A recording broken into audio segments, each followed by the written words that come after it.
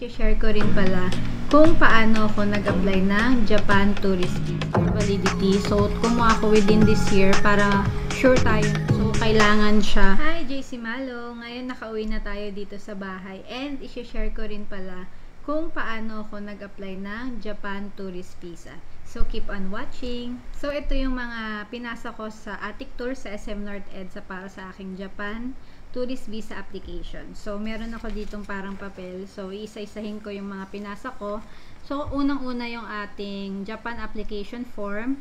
Nada-download naman siya sa online. I-research nyo lang siya sa Google. And then, kumuha din ako ng aking original na birth certificate. Kumuha ako sa PSA neto.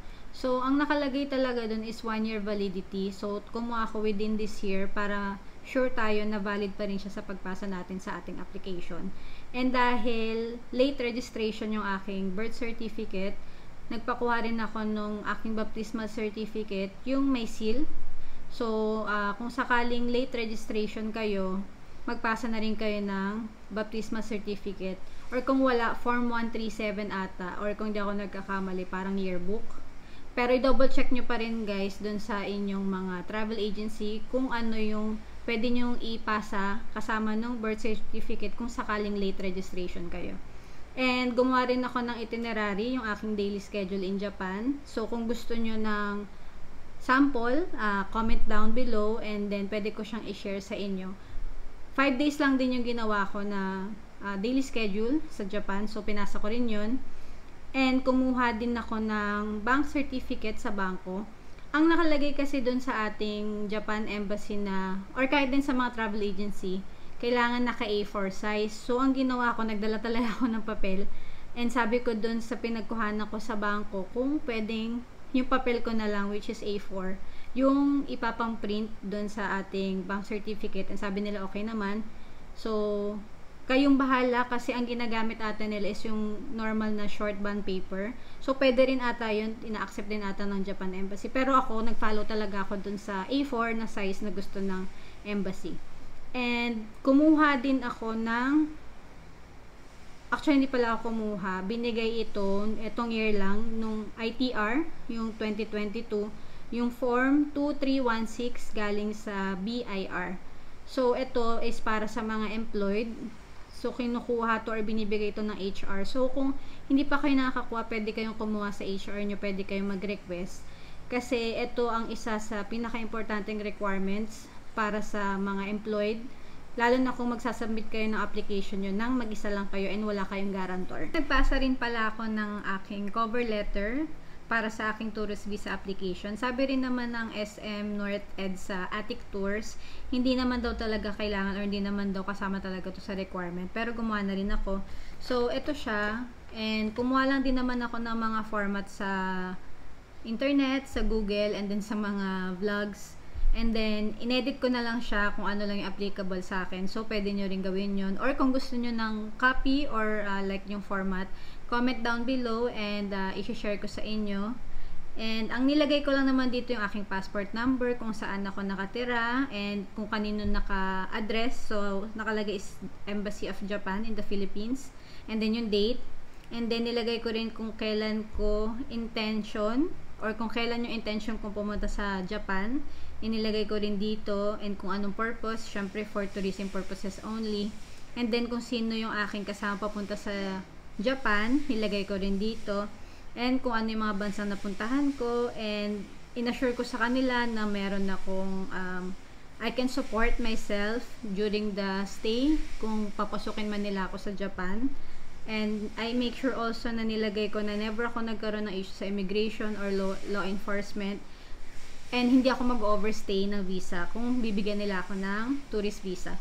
So, yun ang nilagay ko, and then in-itemize ko na rin kung ano yung mga requirements na ipinasa ko kasama ng aking Japan application form. So, ito na nga yung kasama yung cover letter, and then yung aking original na birth certificate galing sa PSA. Within this year ko lang siya kinuha kasi nga, ang nakalagay talaga is dapat daw within 1 year or para maging valid siya. So, minake sure ko lang na valid pa rin siya.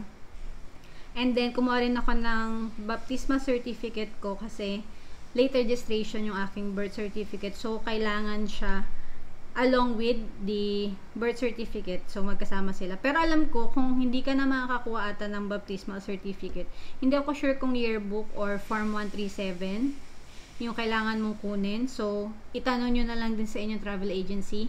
Pero kasi ako, nagkaroon ako ng birth certificate from PSA and baptismal. So, tinanggap na yun ng Attic Tour sa SM North EDSA. And then, gumawa din ako ng itinerary, daily schedule in Japan. Again, kung gusto nyo ng copy, just comment down below and i-share ko sa inyo. And, kumuha din ako netong, yun nga, yung back certificate, naka A4. And then, yung BIR na Form 2316. So, binibigay or hinihingi siya sa HR. And then, nilagay ko rin dito na lahat is naka-order na, lahat ng mga requirements is nandito, kasama na aking Japan application form. So, sana, hopefully, and sa consideration ng consul ng Japan Embassy is mag-grant ako ng single entry tourist visa.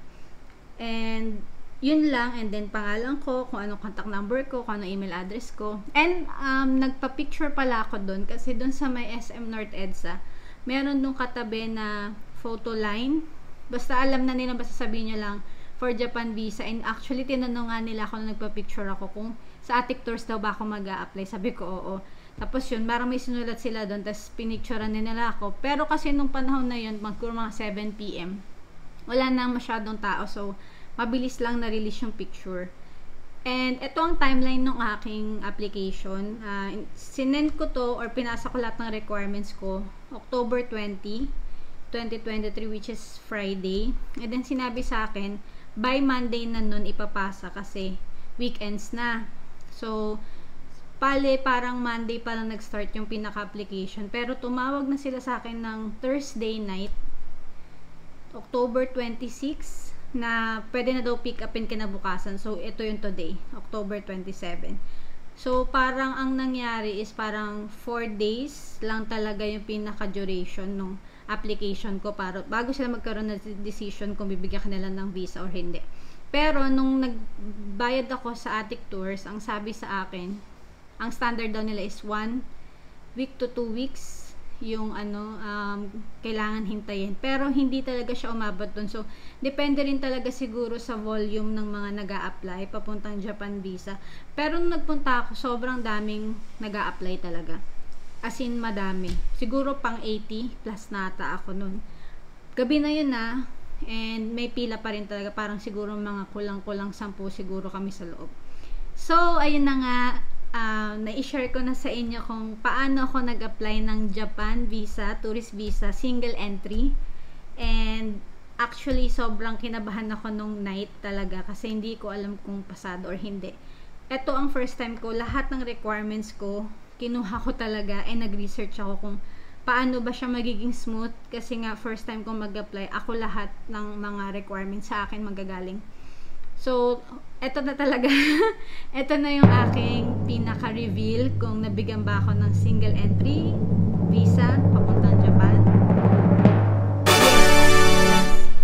Nabigyan tayo ng Japan visa single entry. Nabigyan tayo ng single entry tourist visa, yung palang tama. So, ito na siya. Actually, meron pa yan. So, ayan siya. Yan. And then, actually, kitang-kita talaga siya kaagad kasi meron siya kaagad na parang page. So, ilalagay ko na lang dito. Hindi ko alam kung ano yung mga kailangan pero, ayan siya. Pakita ko na sa inyo. So, nakalagay is single entry as temporary visitor. Ayan. So, excuse me na yung mukha ko. Ayan yung mukha ko. So, ayan siya. Ipakita ko ulit. So, ayan. So, approve tayo. Single entry, Japan tourist visa. Ayan. So, kanina, sabi doon sa Attic Tours, magdasal lang daw. Nagdasal talaga kasi nakakakaba din talaga siya. Hindi mo alam kung ano nangyayari dun sa papers mo. And thank you sa Japan Embassy na nabigyan nyo ako ng chance na lahat ng requirements ko tinanggap nyo and binigyan nyo ako ng single entry Japan visa. Multiple na. Sabi kasi next time daw, pag nakapasok na daw ako, pwede na daw mag-apply ng multiple. Pero as of now, ang entry natin is single entry. And ayun, hopefully sana nakatulong ako and na-share ko ang aking journey sa pag-apply ng Japan visa application. And kung meron kayong mga questions or meron kayong mga comment or any tanong about sa mga ginawa ko dito sa aking journey sa application ko sa Japan visa, comment down below kayo and sasagutin natin yan. So ayun lang guys, JC Malo, thank you!